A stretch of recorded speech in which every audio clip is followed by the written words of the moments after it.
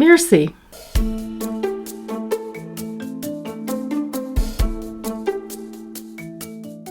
So Fix It has a new definition, and it's about holding the space with no judgment and criticism. It's about listening attentively and acknowledging. And it's about meeting someone when they show you their faults and their failures and what they are deeply ashamed of, to meet that with the only antidote, which is compassion. Hi, I'm Dr. Irena O'Brien, and you're listening to Neuroscience of Coaching. I'm a cognitive neuroscientist with almost 30 years of study and practice in psychology and neuroscience. And as the founder of the Neuroscience School, I teach coaches and other wellness professionals real-world, evidence-based strategies to use in their own practices. In each episode, I invite a seasoned coach to discuss a topic that affects our field, and together we provide you with science-based tools to help your clients reach their goals by working with their brains to create results that last. For today, I thought we'd come back to the heart of the show and focus on the neuroscience of coaching, which we'll also refer to as brain-based coaching. I launched the Neuroscience of Coaching because coaching and neuroscience have evolved over the past couple of decades to the point that we have a clear intersection between them. My role is to uncomplicate the neuroscience to help you expand and deepen your work, as well as your ability to transform your clients' lives. In short, neuroscience can deepen our understanding of coaching's effectiveness by shedding light on the brain mechanisms involved in various coaching approaches. This allows us to better understand the benefits of coaching with compassion versus coaching for compliance, the interplay between different brain networks, and to create effective coaching relationships. These points will be the 3 pillars of our conversation today. Between those pillars, we'll explore the practical implications for coaching, which can be summarized in 5 main points: focusing on client aspirations, balancing the brain's networks, providing strength-based feedback, developing your empathy while reinforcing its guardrails, and fostering a supportive and positive coaching culture. So as we start this exploration today, keep in mind the key principle of brain-based coaching. Its effectiveness lies in its ability to activate the brain's social and emotional networks. And so your success with brain-based coaching will center on your ability to identify and understand these networks and use them to fast-track your clients' transformations. I don't want to claim it's quite like flipping on a light switch, but it can be pretty amazing. So with that foundation for our episode, I'm truly excited to bring on my special guest for today.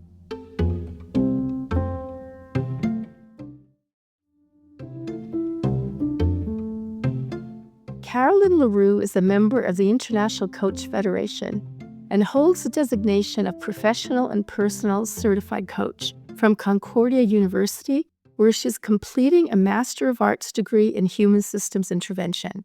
She is the co-owner of a business that provides sports medicine services with a clinical practice and training center for other healthcare professionals. For more than a decade, she has also worked with nonprofit organizations in Africa and Panama, and she is a contractor providing coaching to Canadian government staff living and working abroad for Global Affairs Canada. But I'm most excited to have Caroline with me today because she co-trains with me our Advanced Coaching Flow program, which is level 2 of brain-based coaching mastery.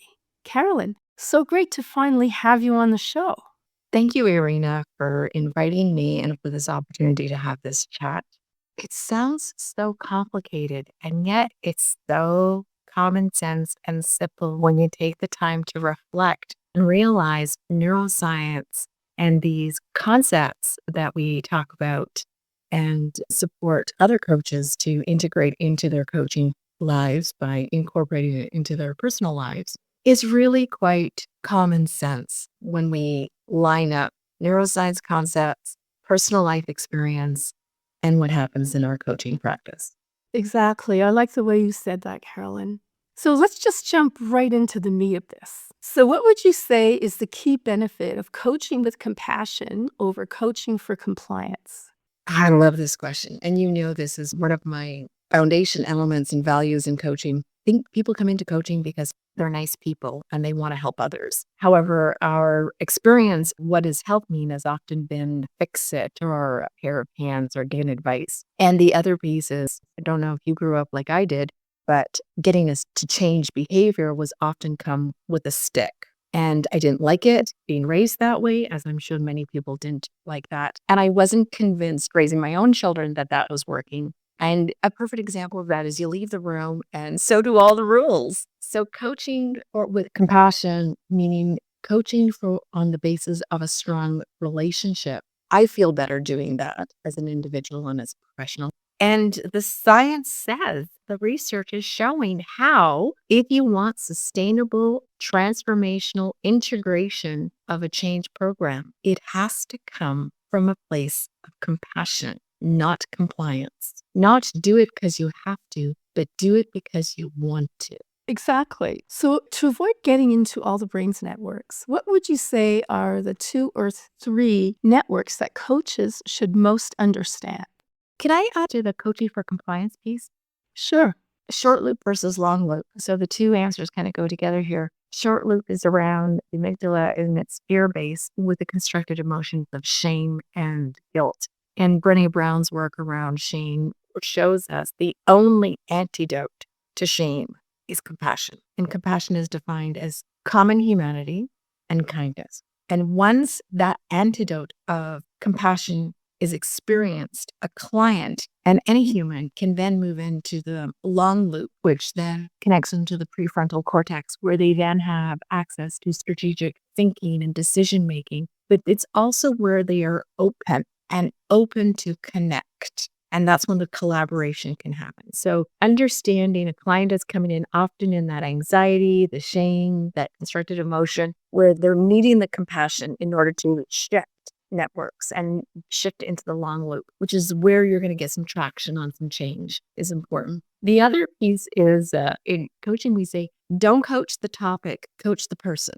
And when we look at neuroscience, this translates in understanding that clients come in the task positive network, which is they want to get something done. But in order for that to happen, you have to be working in the default mode network, which is reflection, constructive emotion, biases, the under the water line. And then at the end of a coaching session, we come back up to the task positive network, which is then asking, so what actions are you going to do between now and next time we meet? And I love your saying, you can't change the mind with the mind. So that's why the task, being able to flip between both of those networks and knowing that you're doing that in your coaching session is very empowering as a coach. But it also is necessary to understand because to support the client in their change process. Short loop, long loop with compassion, task positive network versus default mode network would be the other two. And the last one is understanding positive emotion attractor versus negative emotion attractor. And in order to have high arousal and positive mood, which is where the energy comes for motivation, and it's climbing Kilimanjaro. Change is hard. It takes energy. So understanding what constructed emotion is going to contribute to having the energy to change is high arousal, positive energy. So understanding what, as a coach, I'm asking, what questions am I asking to activate the positive emotion attractors to make sure that the client is leaving the coaching session with that, oh my God, I can do this. I've got this. I understand my next step. I'm doing it. And they need to be leaving with that. We're not fake cheerleaders. That it's important to understand resistance and shame and the role they play in a change process. What's going to keep you stuck? What's going to trip you up is important because that has to do with our predictive brain. So the predictive brain versus prediction error is the other big piece, which is what is their predictive brain pattern? And that is the habitual behavior then they're going to come up with. And to understand that we need to be looking for a prediction error and helping the client develop prediction error so that they have a different behavior in the end. So that would be the concept that I think are super important to understand. Okay. So When a client comes in focused on a task and they activate the task positive network, the other thing that they're activating is their sympathetic nervous system, right? Which is the stress response, which is the fight or flight response. And so that is not a great network to be in for positive change. But when they come in, when you're activating the default mode network, right, you're helping them with creativity, empathy, and big picture thinking, and it activates the parasympathetic nervous system, which is the rest and digest response. And in fact, that is where we should be living most of the time. And that we exit the parasympathetic nervous system into the sympathetic when we have to get stuff done. Then you talked about the predictive brain. And there's a certain something that you say to clients about their predictive brain when that comes up. You're not crazy bananas. When people are doing something they know they're not supposed to be doing, and I'm going to use a very easy example of someone who's coming in and wanting to lose weight. Now, that's not my typical client. I usually do leadership development. So it's a particular set of competencies and change programs that they're looking at. But let's use this one because it's very easily measurable. The worst thing a coach can do is say to the client, well, you need to exercise and diet because they're staying in the task positive mode. Clients know that. Clients know they need to exercise and control diet to lose weight. They're not able to do it. So telling them staying in the task positive mode isn't going to help them. That's not what they're looking for. But they keep going back to not exercising and not choosing the right food because their predictive brain tells them that's what they need to be doing. And so they're not crazy bananas. And that line, if you've been doing it this way and you're supposed to be doing it somewhere else, but you're still not doing it the right way, it's because you're not crazy bananas. That is just your predictive brain pattern doing what it's always done. And, to compliment them and acknowledge you're here now because you're trying something different. And that is the first big step to changing the predictive brain patterns. You're trying something new. You're sitting with a coach that's going to help you tease this out. So congratulations. And I would also say celebrating that you're finding a partnership. And that is the three main pieces. And as a coach, I really watch my own breathing patterns, my own pace and tone in my coaching, because it communicates your breathing patterns as you speak. And when we do that, we create an emotional contagion. And that's part of the rapport that's very important for coaches. You're remembering people are coming in and they're anxious and they don't want to be made to feel that they're not smart enough to have figured out what they need to do. They know what they need to do. They can't do it. And that's our job, is to help them tease all of that out. What's underneath there that their predictive brain is keeping them stuck. Yeah, so that leads us to empathy, right? So let's pivot and talk about the importance of empathy in coaching and how it activates the default mode network. Well, the opposite of empathy is criticism and judgment. It's lack of connection. And so when you have a lack of connection, you are going to stay in the short loop. You are going to stay in your fight, flight response and hypervigilance. And there's no opportunity for connection. Being able to acknowledge and see someone else where they are is empathy.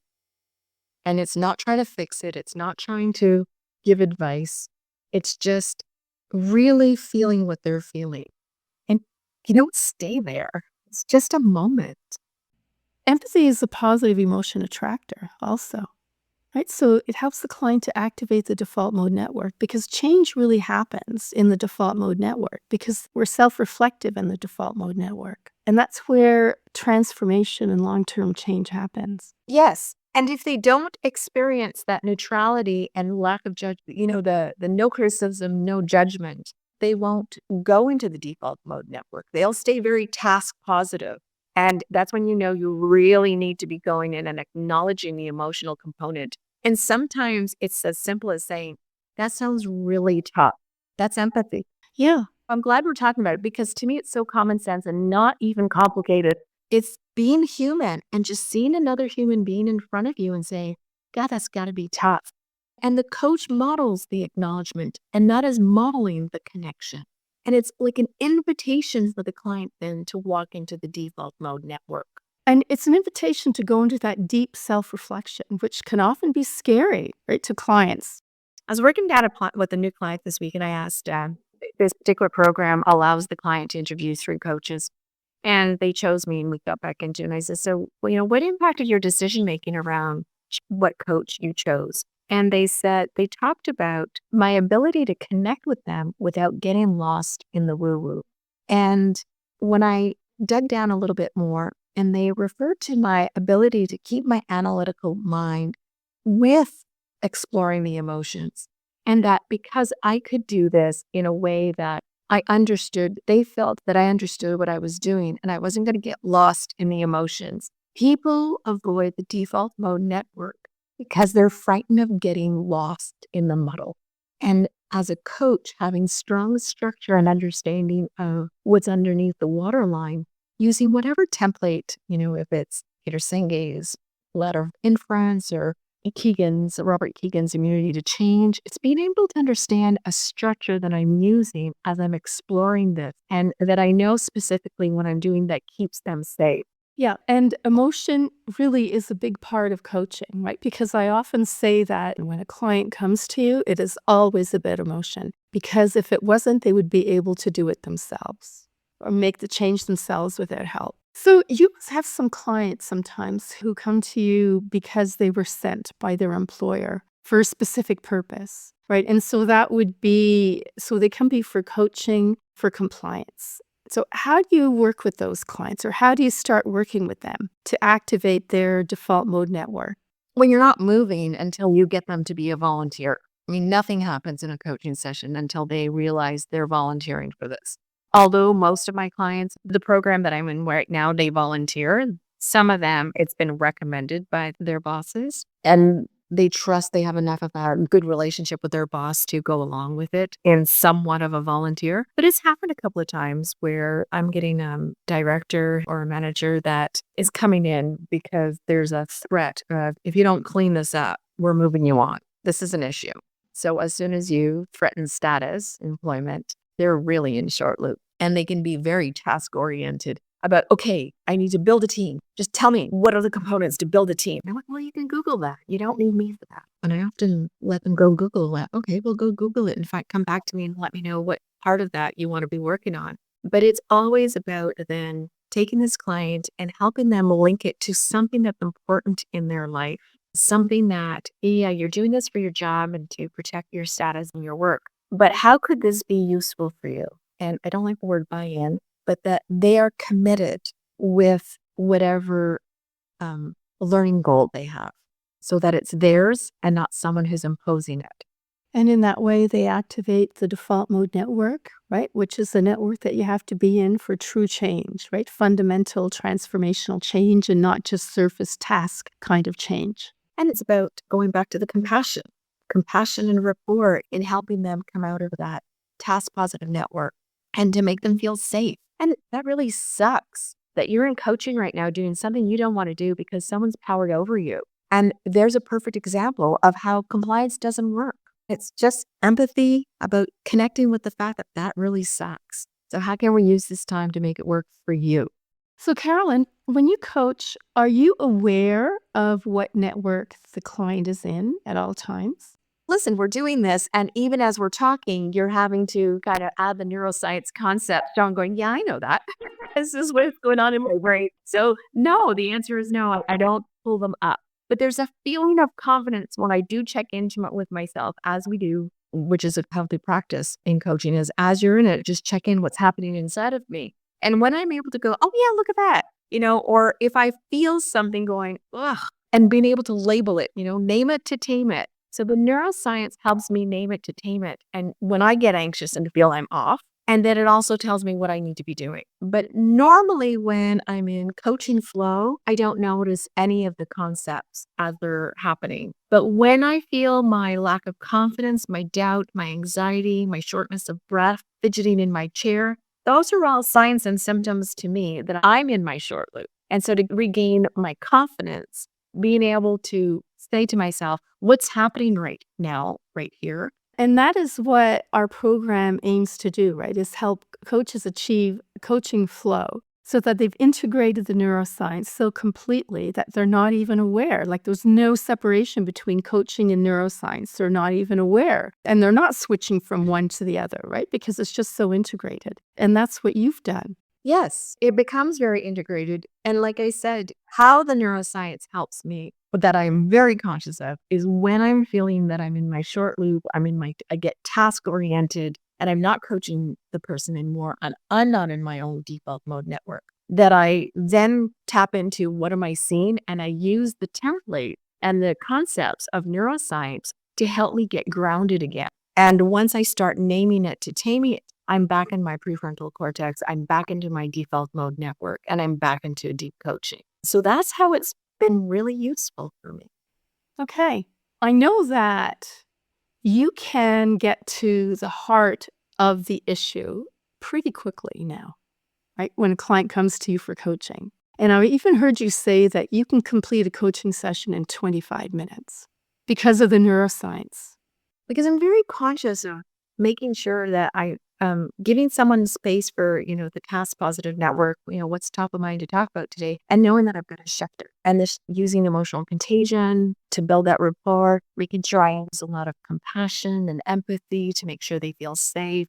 And then, as we know, the coaching topic changes. When you're very conscious of doing this and listening deeply to acknowledge, you can get to the heart of the matter much quicker. You can identify the goal much faster. And when you paraphrase it back to a client and they feel you got it, they can drop in very quickly into their default mode network and really start exploring in there. The exploration stages, right? Where you're trying to figure out what is the real issue.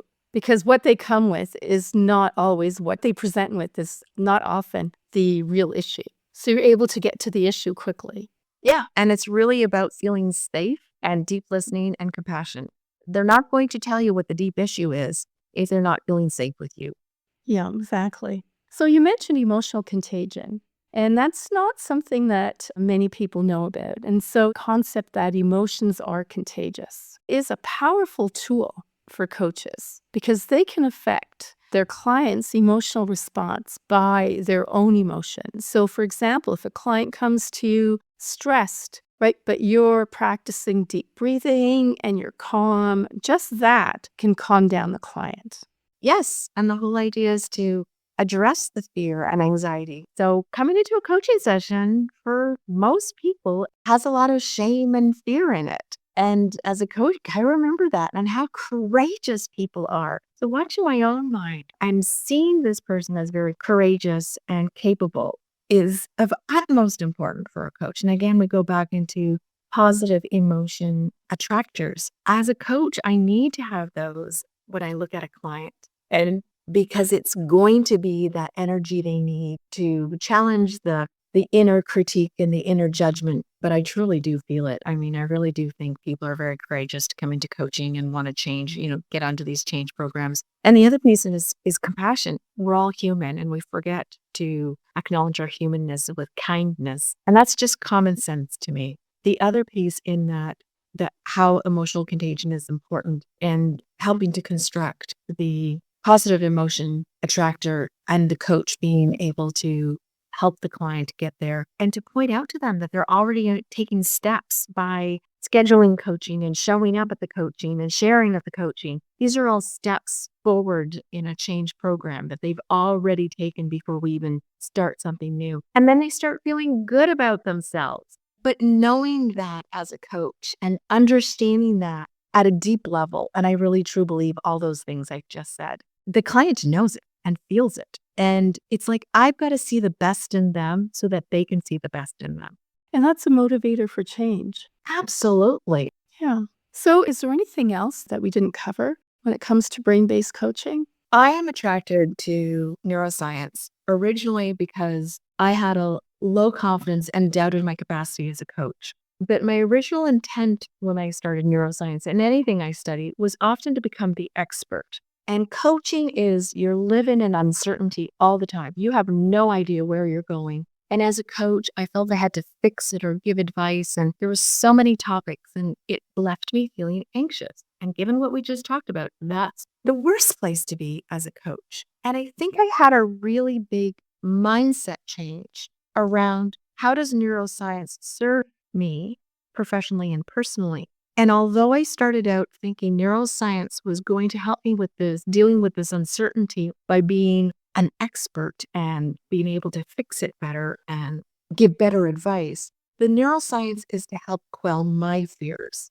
And in doing that, it helps me be present for clients. But coaches, and what I would encourage coaches to, who are interested in learning about brain-based coaching and the neuroscience to support their practice, is to look at, what is the purpose of this for you in your coaching practice? And although for me, it started that I wanted to deal with this uncertainty and doubt and build my confidence, what in fact it's done is it's turned it on its head for me and helped me understand my own humanity and have compassion for myself, understand my own self. And because now I'm more comfortable with who I am, and I landed on my feet, that I can be more comfortable with them and their mess, knowing and believing truly they'll land on their feet.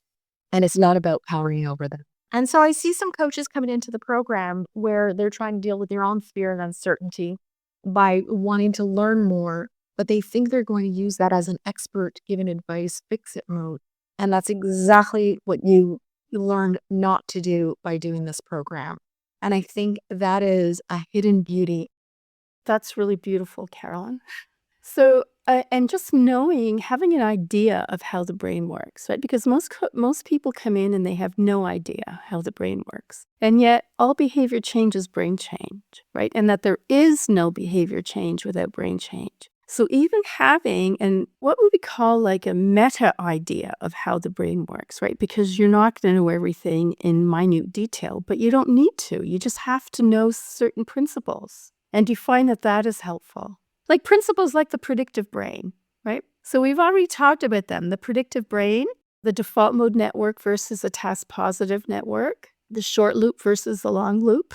Yeah, and it goes back to, it's not complicated. The neuroscience support a way of being kind and compassionate, being encouraging and supportive, and reconnecting to the human being versus just pushing for human doers. And being compassionate with yourself, right? Which is very lacking in our society. For sure. And I don't know very many people who were raised without the criticism and judgment, which is what holds us back. Our parents did the very best they could, but it's part of us. And we have to learn how to re-speak to ourselves so that we can keep growing and moving forward and flourishing. Yeah, exactly. I think in North America, we really value science and we put a lot of emphasis on certainty.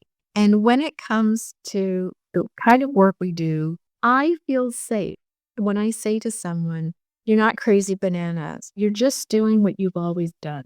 And you're here now because you want to do something different. And that takes a lot of courage. And I think that takes a lot of self-awareness. So to me, you're already well on your way.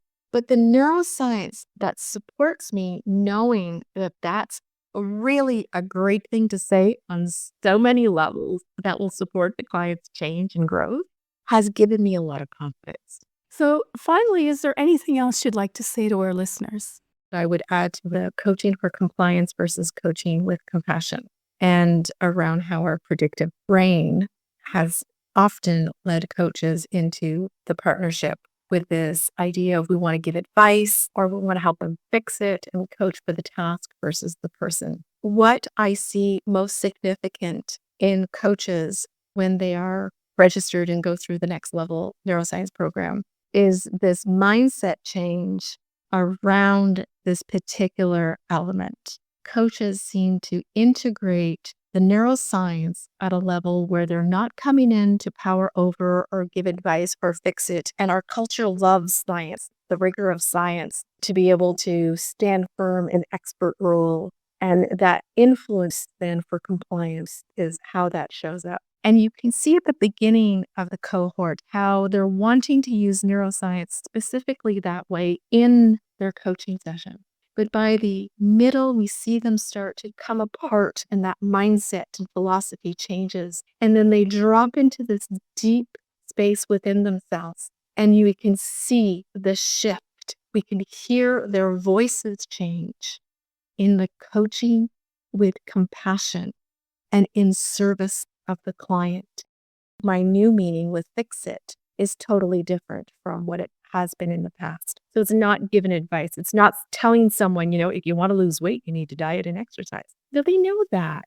So fix it has a new definition, and it's about holding the space with no judgment and criticism. It's about listening attentively and acknowledging. And it's about meeting someone when they show you their faults and their failures and what they are deeply ashamed of, to meet that with the only antidote, which is compassion.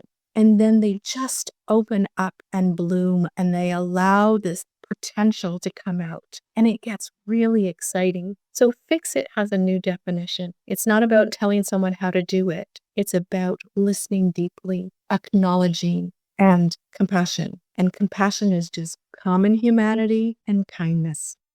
Thank you, Caroline. That's a great way to wrap up our conversation today. So what's the best way for listeners to learn more about you and the work you're doing? Well, thank you for having me, Irena, and thank you for exploring these really important topics, neuroscience concepts that impact coaching and personal life as well. I can be reached via email at Leroux, L-E-R-O-U-X, Boulay, B-O-U-L-A-Y, at gmail.com.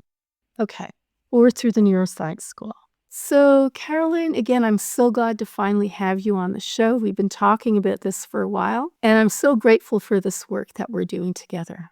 Thank you, Irena. I feel quite a privilege to have been able to get to know you for the last decade and practice these neuroscience concepts in a way that they are so integrated that it is a flow. So thank you, everyone, for listening. I'm certainly biased in saying that neuroscience has a lot to offer you in becoming a more successful coach. But I also believe that with good reason. Aside from my education and research, I know from my own practice and client transformations how applied brain-based coaching can activate the brain's social and emotional networks, which fosters trust, motivation, and resilience. And by prioritizing compassion and a vision-focused approach, you can support sustained personal growth and change. The research underscores the importance of creating coaching relationships that resonate with individuals' aspirations and cultivate a positive emotional climate.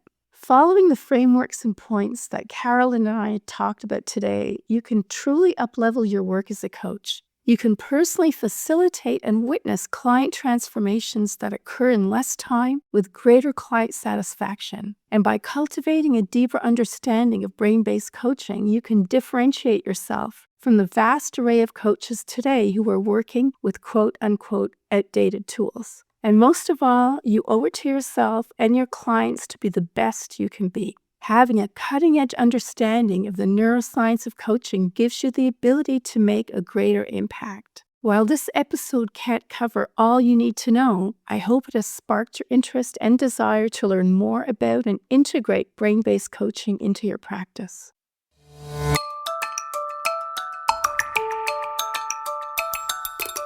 I'm Dr. Irena O'Brien, and you've been listening to Neuroscience of Coaching. You can find out more about me at neuroscienceschool.com. Neuroscience of Coaching is a part of the Mirasee FM podcast network, which also includes such shows as Just Between Coaches and To Lead is Human.